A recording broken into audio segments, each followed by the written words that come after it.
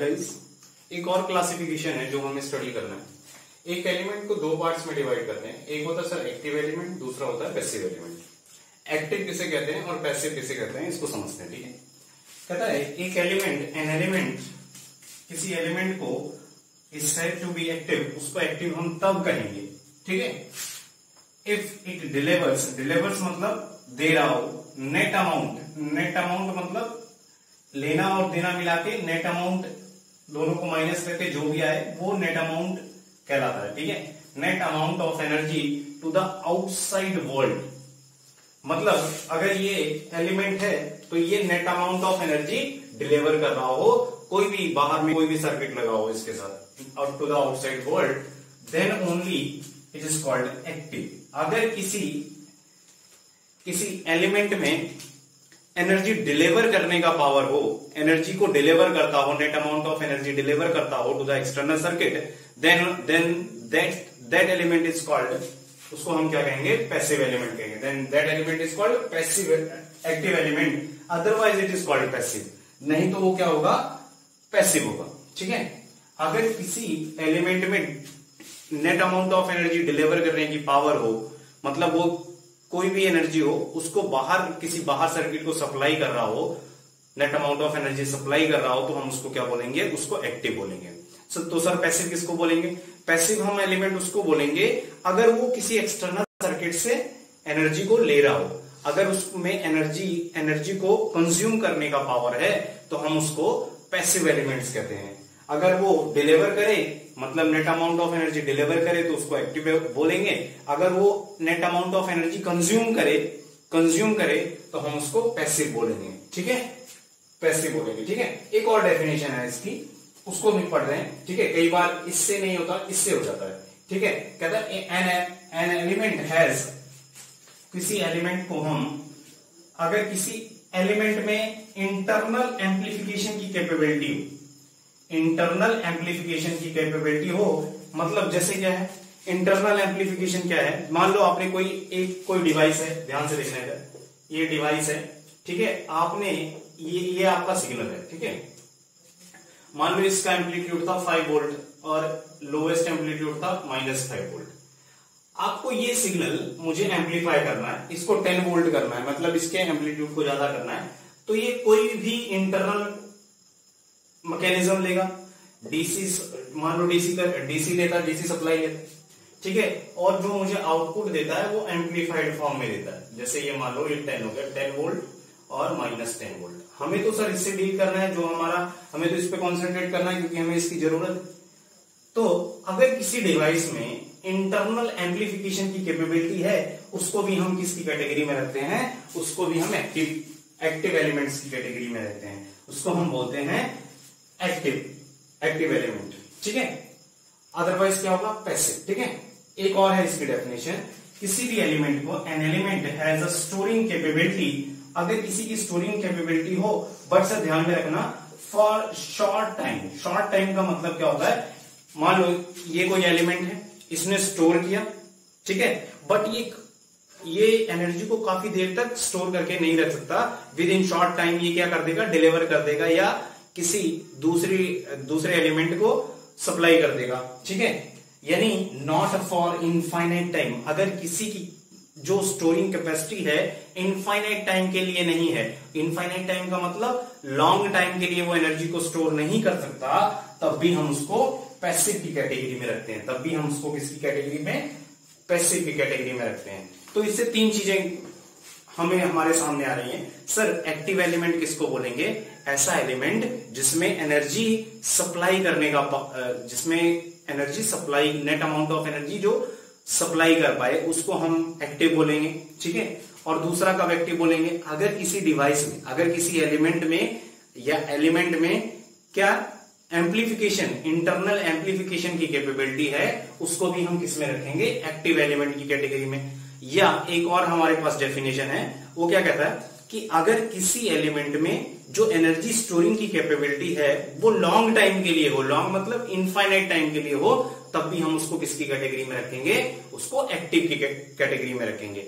इन तीनों के अलावा और कुछ भी मिल जाए तो वो, इन तीनों को छोड़ के अगर कुछ भी मिल जाए तो वो क्या होगा सर, उसको हम पैसिव एलिमेंट कहेंगे। ठीक है, तो इसके कुछ एग्जांपल हैं, उसको ध्यान देते हैं। ठीक है, आई थिंक आपको डेफिनेशंस क्लियर हो गई होंगी।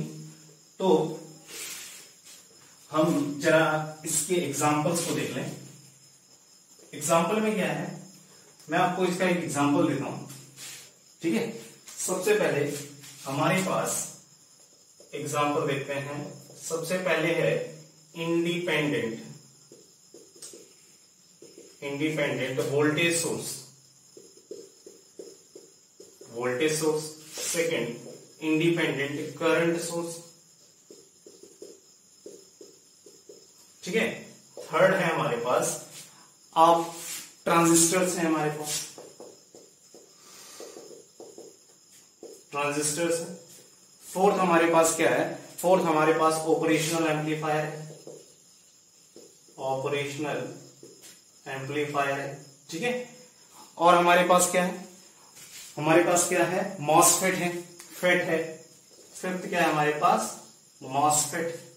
ठीक है, और बताइए, और हमारे पास क्या है, सिक्स आरएलसी एलिमेंट है।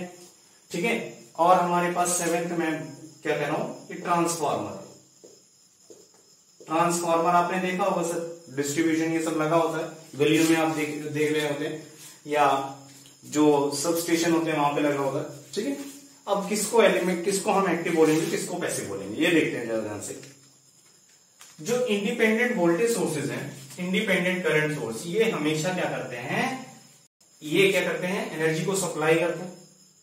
ठीक है, तो इनमें नेट अमाउंट जो एनर्जी सप्लाई करने की कैपेबिलिटी होती है, तो हम इसको किस में रखते हैं, इसको एक्टिव में रखते हैं। फर्स्ट डेफिनेशन से आ रहा है कि एक्टिव एलिमेंट्स हैं। ठीक है, ये active elements.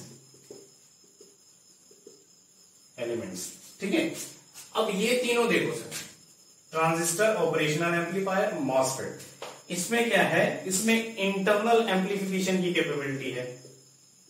Internal amplification capability है, तो हम इसको किस में रखते हैं, ये एक्टिव की केस में है।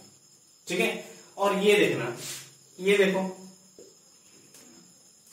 आरएलसी एक्टिव होगा या पैसिव। सर आरएलसी को एक्टिव बोले या पैसिव बोले, देखो सर एन और सी इंडक्टर और कैपेसिटर एनर्जी को स्टोर तो करते हैं, बट इनफाइनाइट टाइम के लिए नहीं कर पाते, तो इनको पैसिव की कैटेगरी में रखता है। और ट्रांसफार्मर क्या है, ट्रांसफार्मर जितनी पावर लेता है उतनी ही पावर डिलीवर कर देता है, तो एक पर्टिकुलर टाइम के लिए जितनी एनर्जी लेगा उतनी ही एनर्जी डिलीवर कर देगा, यानी कि ये कुछ भी एनर्जी को स्टोर नहीं करता, स्टोरिंग कैपेबिलिटी नहीं है, तो इसको हम पैसिव की कैटेगरी में रखते हैं। ठीक है, ये तो है हमारे पैसिव एलिमेंट्स। ठीक है, तो ये सब क्या है हमारे, ये कुछ क्लासिफिकेशन थी, आई थिंक आपको क्लियर हो गई होंगी सारी क्लासिफिकेशंस। अब आपको कुछ नोट लिखना है, इसके बाद कुछ नोट लिखना है एक्टिव और पैसिव पे। ठीक है, तो नोट का फर्स्ट पॉइंट लिखें, नोट को हमेशा हरे पेन से लिखें, ग्रीन पेन से। तो फर्स्ट क्या कहता है नोट का, नोट डालिए, हेडिंग डालिए नोट का फर्स्ट पॉइंट क्या है आपका, पहला पॉइंट क्या कहता है, active elements can deliver the energy और absorb the energy. Active elements can deliver और एब्सॉर्ब द एनर्जी। इसका मतलब क्या हुआ, अगर कोई भी आप एक्टिव एलिमेंट लेते हो तो वो एनर्जी को डिलीवर भी कर सकता है और एब्सॉर्ब भी कर सकता है। ठीक है, तो फर्स्ट पॉइंट ये है। कई बार क्या होगा, मैं आपको इसको एक एग्जांपल से क्लियर करता हूं। आपके पास 2 ओम का रेसिस्टर है, ठीक है, यहां पे 10 वोल्ट की बैटरी है, ठीक है, यहां भी 5 वोल्ट की बैटरी है, ठीक है, इसको कनेक्ट कर दिया कनेक्टिंग वायर से। क्लियर है यहां तक। अब मैं क्या कर रहा हूं, अगर किसी के पॉजिटिव टर्मिनल से करंट निकलेगा, मान लो ये करंट कुछ ऐसे फ्लो किया होगा, ठीक है, तो अब केवीएल लगा रहा हूं इस लूप में, केवीएल लूप 1 में, केवीएल अप्लाई किया लूप 1 में, जब भी केवीएल लगाने पे जिस भी एलिमेंट पे जाओ, जब भी आप इस एलिमेंट को एग्जिट करो तो देखो कौन सा साइन है, वही साइन अप्लाई कर दो इसके मैग्नीट्यूड के साथ, तो +10।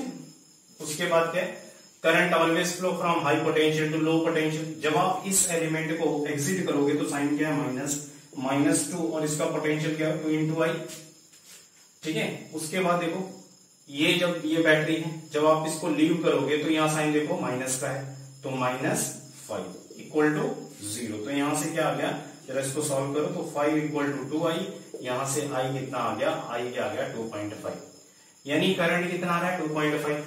ठीक है, अब देखना ध्यान से, यहां से करंट अगर पॉजिटिव आया तो जो हमने डायरेक्शन ली थी, करंट यहाँ पे पॉजिटिव है, करंट 2.5 आ रहा है, तो यानी कि जो हमने डायरेक्शन ली थी वो डायरेक्शन करेक्ट है, वही ही रहेगी सर्किट में। ठीक है, तो I कितना है 2.5, अगर I 2.5 है तो ध्यान से देखना 2.5 इस बैटरी से निकल रहा है, तो ये क्या कर रहा है, ये पावर को सप्लाई कर रहा है, ये क्या कर रहा है, डिलीवर कर रहा है। बट सर इसमें करंट इन कर रहा है और इसमें भी करंट इन कर रहा है पॉजिटिव टर्मिनल से, तो ये क्या कर रहा है, ये भी एब्जॉर्ब कर रहा है और ये वाला एलिमेंट भी क्या कर रहा है, एब्जॉर्ब कर रहा है। यहां पे देखना, ये बैटरी भी क्या है, एक्टिव डिवाइस है और ये भी क्या है, एक्टिव है, बट एक एक्टिव डिलीवर कर रहा है पावर को और एक एब्जॉर्ब कर रहा है।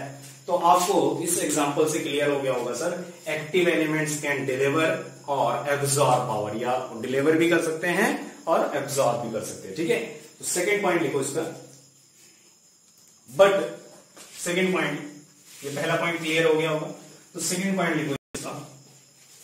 सेकेंड पॉइंट क्या कहता है, पैसिव एलिमेंट, सेकेंड पॉइंट क्या है, passive element resistor always absorb power. ये क्या कहता है, पैसिव एलिमेंट अगर रेसिस्टर है, ये रेसिस्टर है, तो ये हमेशा क्या करेगा, एब्जॉर्ब करेगा। कैसे, क्योंकि करंट क्या होता है, हमेशा always flow from high potential to low potential, तो ये जो एलिमेंट है उसमें हमेशा करंट एंटर करता हुआ दिखेगा, यानी अगर किसी एलिमेंट में करंट एंटर करे तो वो पावर को एब्जॉर्ब करता है, तो ये रेसिस्टर हमेशा एब्जॉर्ब करेगा। सर इसको ऐसे मान सकते हो, ये हमारे राहुल गांधी जी हैं, कुछ भी हो सर ये हमेशा क्या करेंगे, जो भी आएगा उसको खा जाएंगे, डिलीवर नहीं करेंगे। ठीक है, नेक्स्ट देखो। ठीक है, और थर्ड क्या है, थर्ड एक और नोट लिखना, third inductor and capacitor,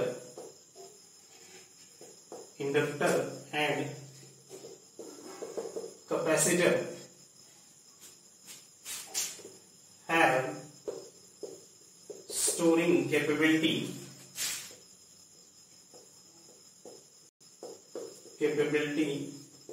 for short time. That is why they are called passive element. Sir ये ज्यादा देर के लिए स्टोर नहीं कर पाएंगे, इसीलिए इनको हम पैसिव एलिमेंट की कैटेगरी में रखेंगे। ठीक है, तो आपको यहाँ पे क्लियर हो गया होगा सारी चीजें। ठीक है, तो ये तीनों थे, यहां से हमारा जो एक्टिव और पैसिव का क्लासिफिकेशन है ओवर हो रहा है। नेक्स्ट हमारा क्लासिफिकेशन है sir bilateral and unilateral elements क्या होते हैं, उनको हम डिस्कस करेंगे। ठीक है।